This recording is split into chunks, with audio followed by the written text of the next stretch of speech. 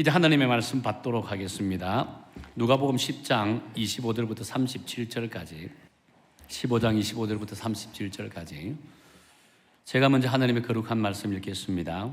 어떤 율법 교사가 일어나 예수를 시험하여 이르되 선생님 내가 무엇을 하여 영생을 얻으리까?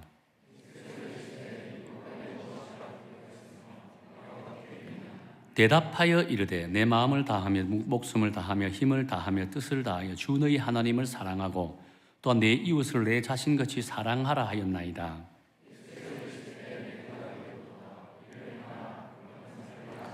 그 사람이 자기를 옳게 보이려고 예수께 여짜오되 그러면 내 이웃이 누구니까?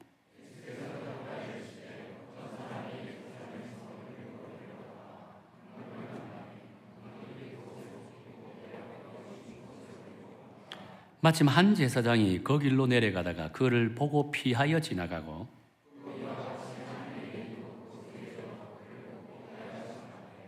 어떤 사람이 사마리아 사람은 여행하는 중 거기 이르러 그를 보고 불쌍히 여겨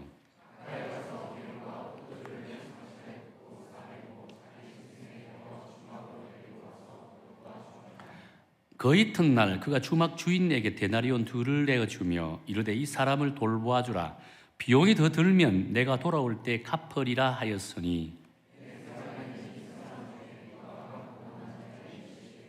같이 읽겠습니다. 이르되 자비를 베푼 자니이다.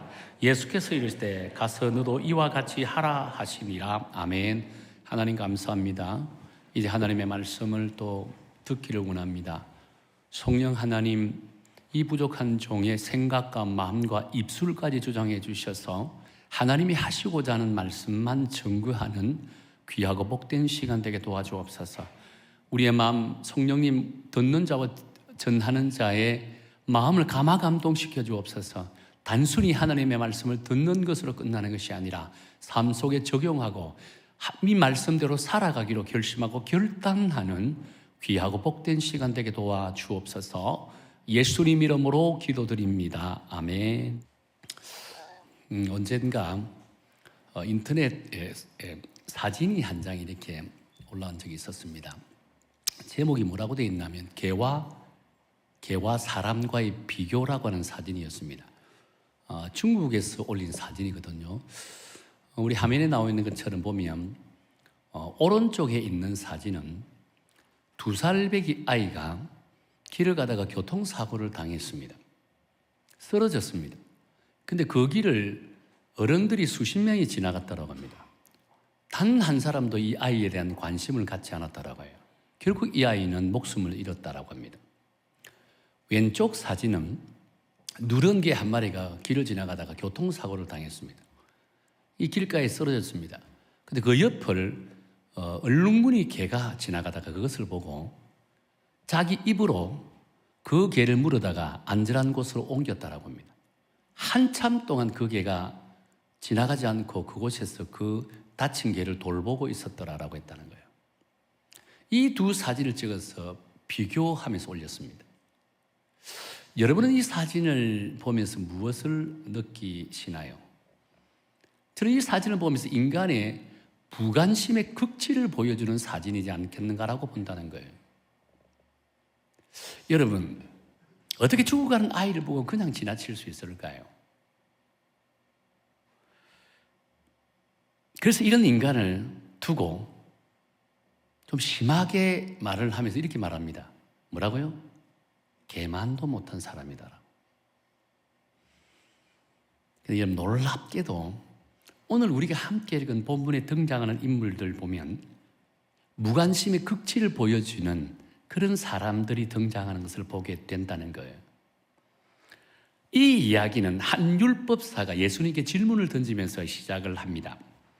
아마 율법에 아주 능통하고 교만한 율법사인 것 같아요. 예수님을 시험할 목적으로 이렇게 질문을 던집니다. 우리가 어떻게 하면 영원한 생명, 영생을 얻을 수 있습니까? 라고 이렇게 질문을 던졌습니다. 그때 예수님께서는 느닷없는 질문을 받으시고 당황하지 않고 도리어 율법사에게 이렇게 대묻습니다. 당신은 율법학자이니까, 율법에 능통한 자이니까 율법에는 어떻게 기록되어 있습니까? 라고 이렇게 대물었습니다.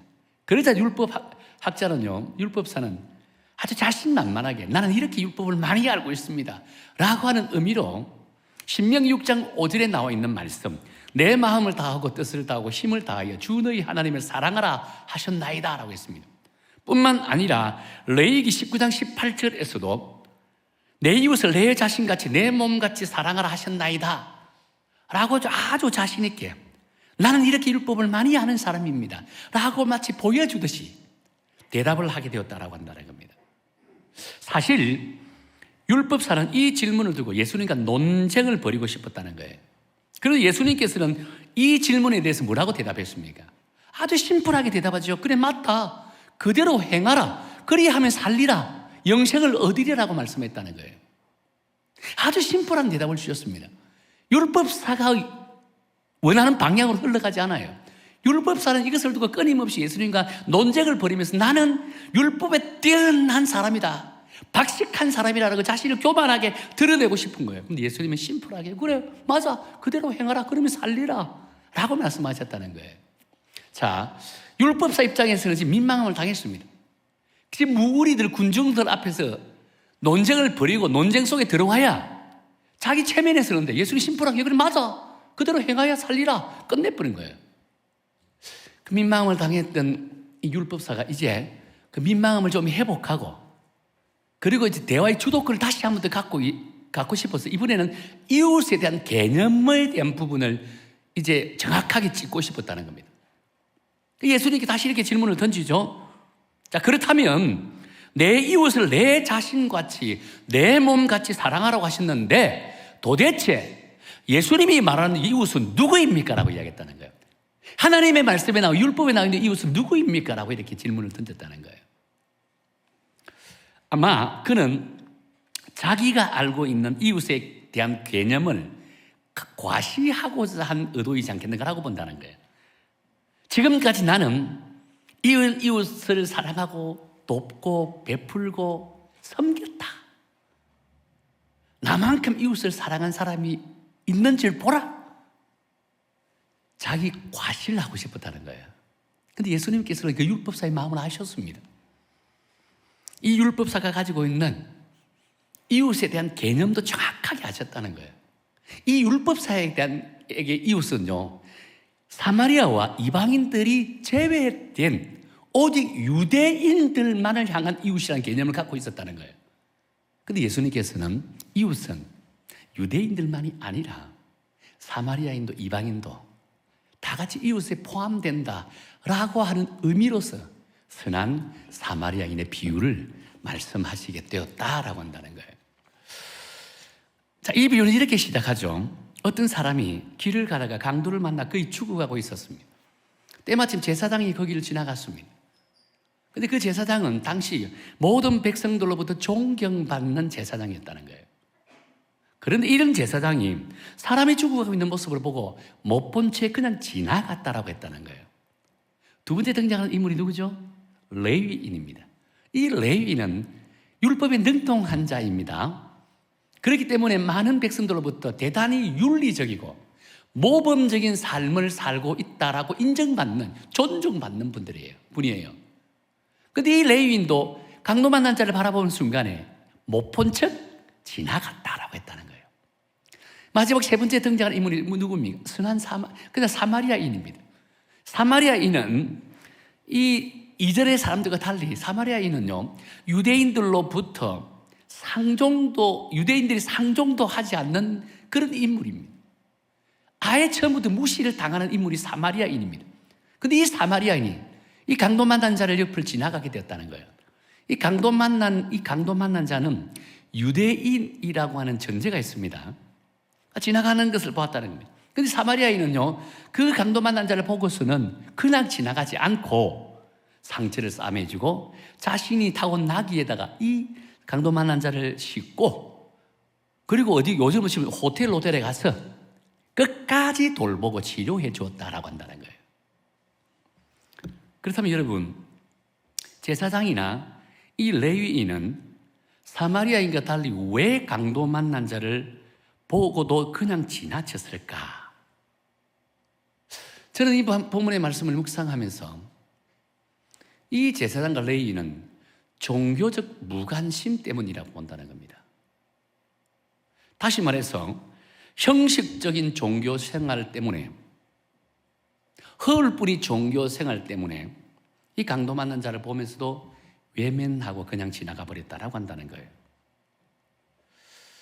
아무리 보는 사람이 없다고 하지만 어떻게 죽어가는 사람을 보고 그냥 지나갈 수가 있을까요? 죽어가는 짐승을 보아도 측은한 마음이 들고 긍휼한 마음이 들잖아요. 근데 하물며 사람이 죽어가는 그 모습을 보고 어떻게 그냥 지나갈 수 있을까요? 못 본 채 지나갈 수 있을까요?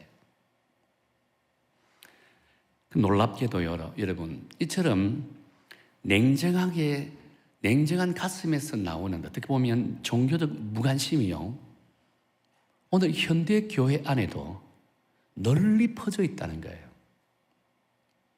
오늘 이 시대 우리 그리스도인들 가운데서도 제사장과 레위인과 같은 부류에 속하는 사람들이 의외로 많이 있다는 것을 알 수 있다는 거예요.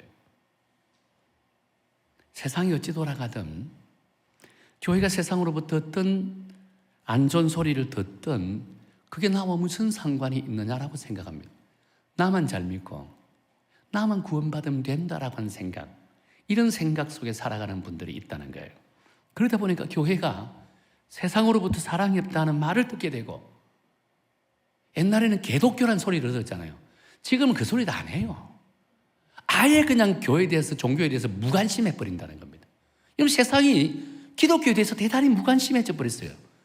욕을 할 때는 관심이 있어서 욕을 하는 거예요. 요즘 욕도 안 해요. 무관심해 버린다는 거예요. 얼마나 참으로 안타까운 모습이라고 할 수 있을까요? 자, 그렇다면 어떻게 해야 이런 종교적 무관심에서 벗어나서 하나님의 긍휼을 전하는 우리가 선한 이웃이 될 수 있을까? 두 가지 관점에서 우리 한번 살펴보기로 합니다. 두 단위의 키워드를 한번 찾아볼게요. 첫 번째 키워드는요, 관점이라고 할 수 있습니다. 다시 말해 관점의 차이를 극복해야 된다는 거예요. 29절에 보면 율법사가 예수님이 전하는 비유의 말씀을 듣고서는 이렇게 질문을 던지죠. 그러면 내 이웃이 누구입니까? 라고 질문을 던집니다. 근데 이 질문에 담긴 의미는 율법사 자신은 지금까지 이웃을 열심히 살아가고 섬겼다는 거예요. 이런 자신감이 가지고 있는 자신감의 표현으로 이런 질문을 지금 던지고 있다는 거예요. 그래서 예수님께서는 자기가 도와야 될 이웃이 누구이라고 말씀만 하시면 나는 그동안 이렇게 많이 섬기고 있습니다 라고 이야기를 지금 자랑할 준비를 해놓고 있다는 거예요. 근데 예수님께서는 이 율법사의 마음을 다 하셨다고 했잖아요. 그러면서 선한 사마리아의 비유를 말씀하시면서 마지막 36절에서 어떻게 말씀했습니까? 우리 36절 다 함께 읽어볼까요? 36절입니다. 시작. 내 생각에는 이 세 사람 중에 누가 강도 만난 자의 이웃이 되겠느냐라고 했다는 겁니다. 자, 그런데 여러분, 지금 율법사의 질문의 의도와 예수님께서 율법사에게 대물은 질문의 의도와는요, 확연한 차이가 있다는 겁니다. 다시 말해서 이웃에 대한 관점의 차이가 나타난다고 할 수 있다는 거예요. 지금 율법사는요, 이웃이라는 개념 속에는 항상 자기가 중심에 서 있다는 겁니다. 그리고 도와야 될 이웃과 사랑해야 될 이웃을 내가 선택해야 된다는 겁니다. 내가 선택하는 사람이 이웃이지, 내가 선택하지 않으면 그 사람이 이웃이 아니라고 생각해버린다는 거예요. 얼마나 불행한 모습일까요? 이웃을 누가 선택할 수 있어요? 근데 지금 이 율법사는요, 이웃은 내가 선택해야 된다. 내 마음에 맞는 사람, 내 뜻과 함께하는 사람, 내 가까이 있는 사람, 내 옆집에 있는 사람이 이웃이다 라고 생각해버린다는 거예요. 그 모든 이웃의 개념에 내가 중심이 되어 있는 거예요. 내가 판단하고 내가 결정한다는 거예요.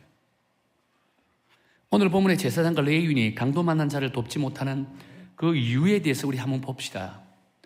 오늘 제사장과 레위인은요, 율법에 정통한 사람이라고 했잖아요. 그 철저하게 율법을 따라 살고 있는 사람들이라고 했습니다. 근데 만일 강도 만난 사람이 죽었거나 돕는 중에 그가 죽었다라고 생각한다면 그를 도와준 자신은 죽은 시체를 만진 사람이에요. 자연히 부정한 사람이 되는 거예요. 율법에 근거한다면. 그냥 부정한 사람은 제사를 집례하지 못해요. 그래서 제사장이나 제사장 가문의 레위인 역시 도움을 주겠다라고는 생각보다는 이 사람이 죽으면 내가 제사장으로서 집례를 하지 못한다라고 생각해서 그냥 외면하고 지나가 버렸다는 거예요. 이는 곧 이 사람의 도움을 주었을 때는 자신에게 어떤 불이익을 닥칠지 모른다라고 생각, 자신에게 닥칠 불이익만을 먼저 생각했다는 거예요. 그래서 무관심할 수밖에 없다고 한다는 거예요. 참으로 안타깝습니다. 여러분, 이런 생각이 바로 자기 관점에서 생각한 행동이라고 할 수 있다는 겁니다. 돕고 싶어도 도울 수 없다고 스스로 마음으로 결정하고 판단해 버립니다. 왜? 나한테 오는 유익이 없기 때문입니다. 나한테 오는 유익이 하나도 없기 때문에 내가 도울 필요가 없다라고 생각한다는 거예요. 물론 이것은 자기 합리화이겠죠. 율법의 목적이 무엇이에요? 율법의 목적은요, 생명입니다. 하나님의 사랑이 생명이라는 겁니다. 우리 율법을 지키고 율법을 행해야 되는 것은 우리가 하나님의 온전한 사랑을 받고 세상의 많은 이들에게 주의 사랑을 나누고 베풀기 위해서 율법을 지키고 율법대로 살아가는 거예요. 근데 우리가 아무리 율법을 열심히 지키고 하나님의 말씀대로 산다고 하더라도 내가 세상에서 좋은 선한 영향력을 드러내지 못하면 우리가 지키는 율법은 율법이 아니에요. 자기 만족이 불가하다는 거예요. 본문의 사마리아인을 한번 보세요. 이 사마리아인은요, 강도 맞는 자를 모른 척하고 지나갈 수가 없었다라고 했습니다. 결국 무관심할 수 없었다라고 한다는 겁니다. 사실 당시 사마리아인과 유대인의 관계를 보면 우리가 참 사마리아인이 대단하다고 생각할 수 있는 것이요, 이 사마리아 유대인의 관계는 서로 상종도 하지 않았다고 합니다. 아니, 일방적으로 사마리아인이 유대인으로부터 무시를 당하고 있었다는 거예요. 이유는요, 신학적인 배경이 있지만 좀 집약해보면 사마리아인이 순수한 유대인의 혈통이 아니라고 아예 이방인, 쉽게 말해 개처럼 취급해버렸다는 겁니다. 그런 무시를 당했던 사마리아인이 강도 맞는 자를 보면 그냥 지나쳐도 돼요.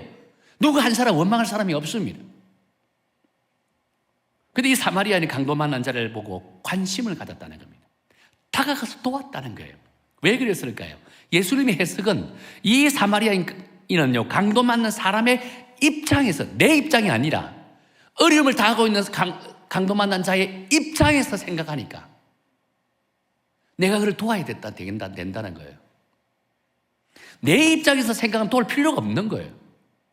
그런데 강도 만난 사람의 입장에서 생각하니, 상대 입장에서 생각하니 내가 도와야 된다라고 할 수 있다는 겁니다. 만일 이 사마리아인 역시 자신의 관점에서 이웃을 선택한다면요, 강도 만난 자를 보고서는 그냥 지나치는 정도가 아니겠죠. 지금까지 당했던 억울함을 되풀이해 줄 수 있어요. 되돌려 줄 수 있다는 거예요. 그렇다면 강도 만난 자를 보고 그 사람을 끌고 어디로 가야 될까요?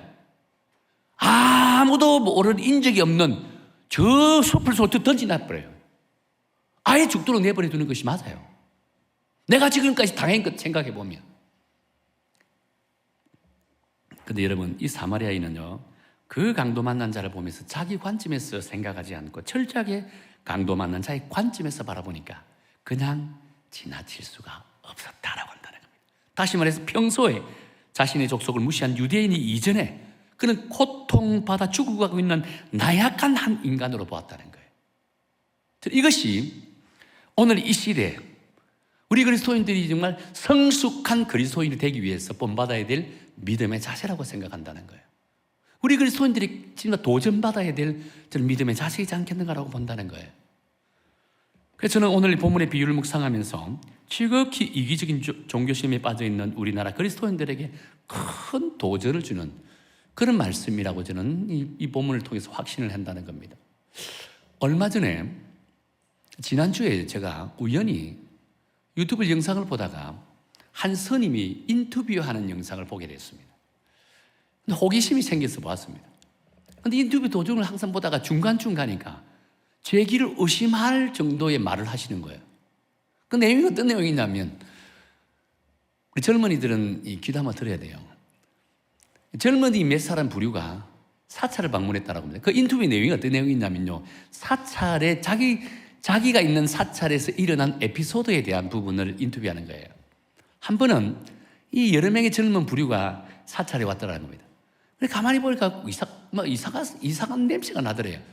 고기 굽는 냄새 같아요. 가만히 보니까 젊은 청년들이 몇 사람이 이 고기 판을 불려가지고 삼겹살 구워 먹고 있는 거예요. 사찰 안에서. 근데 삼겹살 구워 먹다가 이제 어느 정도 다 먹고 나니까 이제 누가 한 친구가 기타를 치고 노래를 부르는 거예요. 가만히 들어보니까 찬송가를 부르고 있다는 거예요. 노래를 부르다가 끝나고 나니까 이 젊은이들이 어떻게 했을까?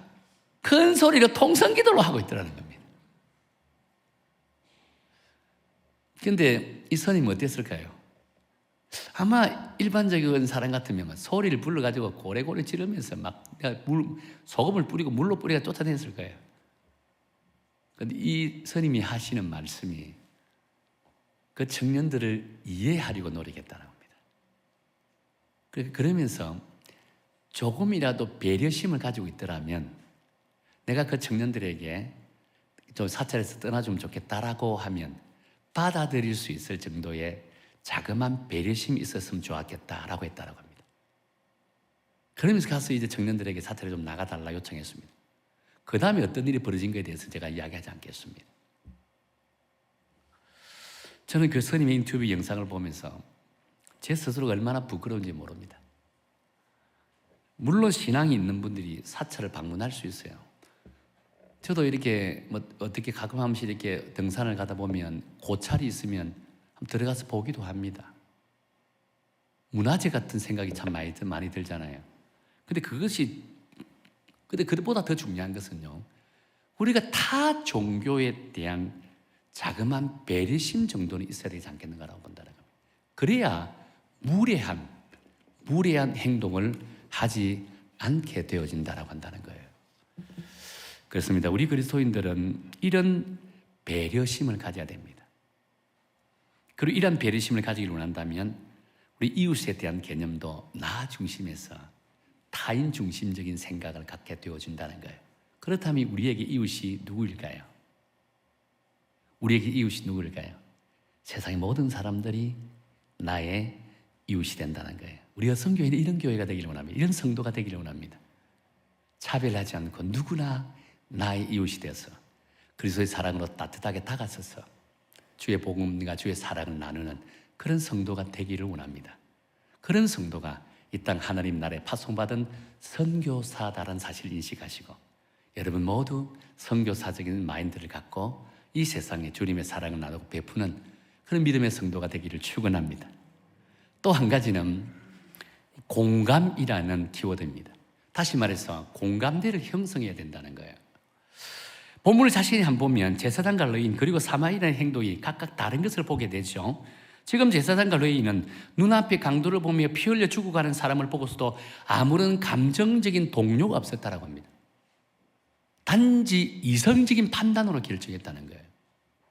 그 사마리아인은요, 강도 만난 자를 보면 어떻게 바라보았다 했습니까? 33절에 보면 이렇게 말합니다.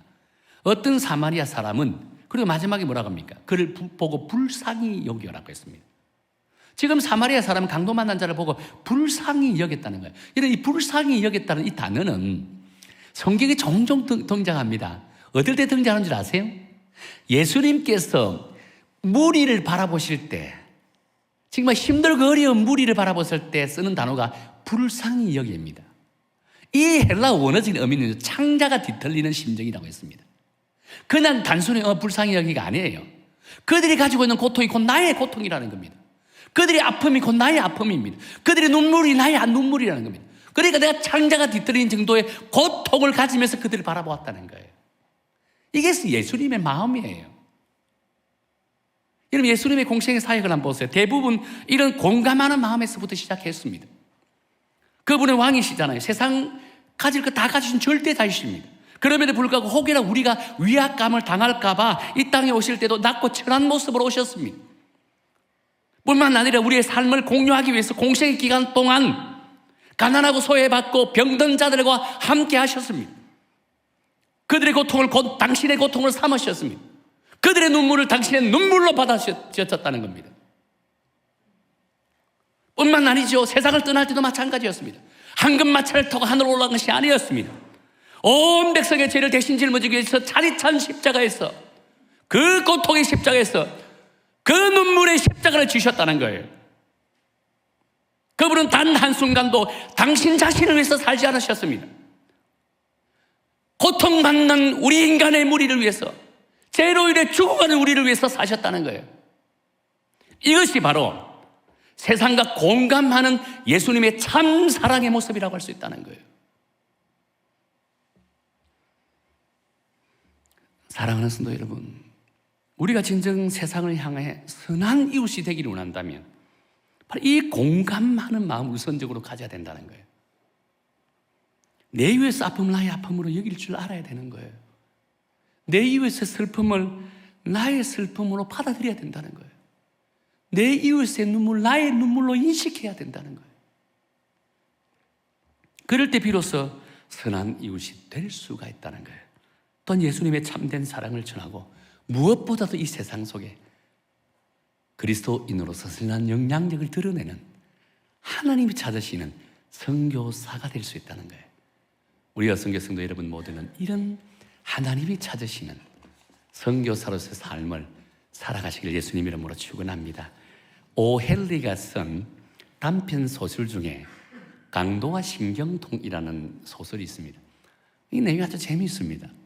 한 번은 강도가 총을 들고 이제 어떤 부부의 집에 찾아갔습니다. 잠자는 부부를 깨리고 총 겨누면서 꼼짝마! 손들어! 라고 했습니다. 그러니까 얼마나 두렵겠습니까? 그죠? 그 부인의 손을 바짝 들었습니다. 그 남편은 한쪽 손만 딱 드는 거예요. 왜 손 안 들어? 좀 있어 총 쏜다. 두 손 들어! 라고 하니까 남편이 하는 말이 나는 지금 신경통에 걸려가지고 왼손을 들지 못합니다. 라고 했다는 거예요. 강도가 이야기를 듣는 순간에 신경통? 나도 신경통인데? 라고 하면서 이때부터 대화를 하기 시작합니다. 신경통이 주제가 됩니다. 어떤 정세냐? 어떤 치료 효과가 있었니? 뭐 먹었니? 어떻게 치료받았니? 이야기를 하다 보니 어느 순간에 방 안에 온기가 가득합니다.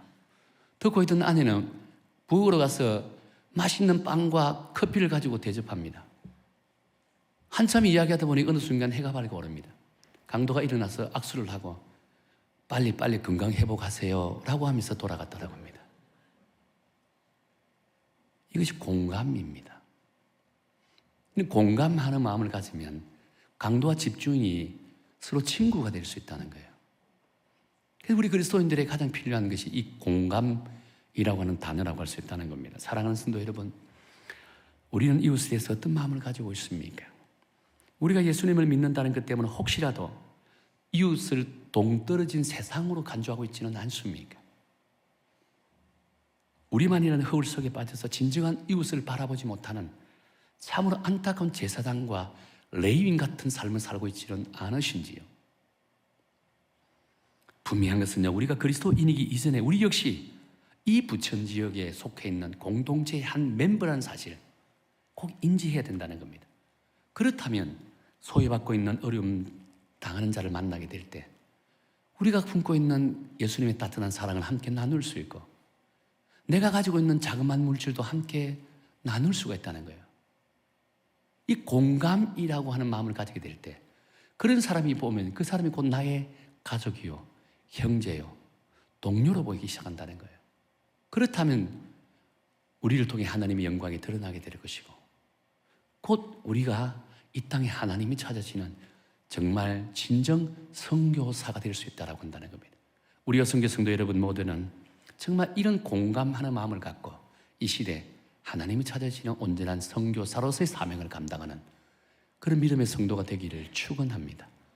이제 말씀을 맺을게요. 제가 언젠가 그 지방에 내려 모임에 갔다가 KTX를 타려고 역으로 갔습니다. 근데 이른 아침 시간이라 아침 시간이 여유가 좀 있더라고요. 그래서 배도 고프고 해서 이제 식당에 찾았습니다. 식당을 찾아서 식당에 들어갔습니다. 역 주변에 있는 식당을 찾아 들어갔습니다. 근데 식당이 국밥집이 되다 보니까 아침부터 사람들이 좀 있더라고요. 저 구석에 자리에 있는데 그 구석에 어떤 한 분이 허름한 옷을 입고 혼자서 소주를 이렇게 마시고 있는 거예요. 마침 제가 그 자정 옆에 앉게 되었습니다. 근데 그분을 바라보는 순간에 왠지 제 마음에 좀 긍휼한 마음이 생기더라고요. 말을 걸고 싶더라고요. 그래서 제가 말을 걸어 첫 마디가 무엇인 줄 아세요? 선생님, 소주만 마시지 말고 국물도 같이 먹으세요 라고 이렇게 말을 걸었습니다. 그분이 쳐다보더라고요. 그러면서 대화가 시작되었습니다. 이런 이야기, 저런 이야기, 저런 이야기, 저런 이야기. 그러다 갑자기 불뚝 일어서더니 계산대에 카운터에 가서 제 음식값을 계산을 하는 거예요. 그걸 보고 일어서서 달려가서 아닙니다. 제가 선생님 밥 사겠습니다 하니까 아니래. 굳이 자기가 사겠대요.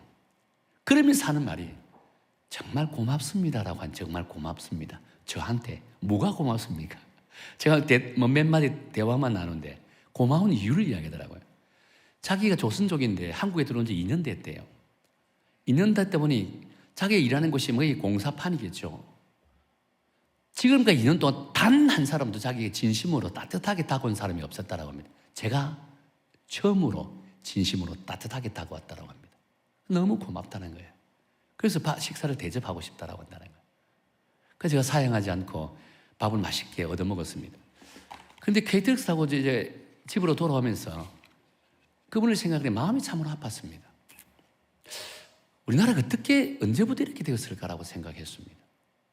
나보다 조금 낫고 나보다 조금 더 잘 살면 그냥 굽신거리고 그냥 온갖 그냥 좋은 말만 다 하다가 나보다 힘들고 어려운 사람을 보면 무시해버리는 그런 시대, 그런 민족이 되어버렸다는 사실에 대해서 너무나 마음이 아팠습니다.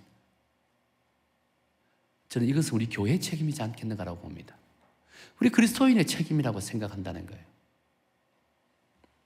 그렇게 우리 여성교회는요, 이런 비열하고 지극히 이기적인 그런 그리스도인이 아니라 주변에 어떤 사람을 보다 그 사람이 나의 이웃이고 그분에게 선한 이웃으로 다가서는 그런 믿음의 성도가 되기를 축원합니다.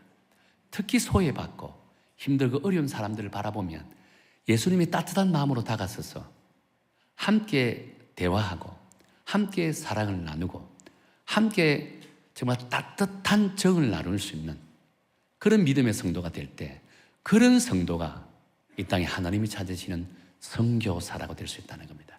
우리 여성교회는 이런 믿음의 자세를 갖고 모두가 선교사적인 사명을 갖고 주변에 특히 소외받고 힘들고 어려운 이웃들에게 주님의 사랑을 나누고 베푸는 우리 믿음의 성도가 되기를 예수님 이름으로 축원합니다.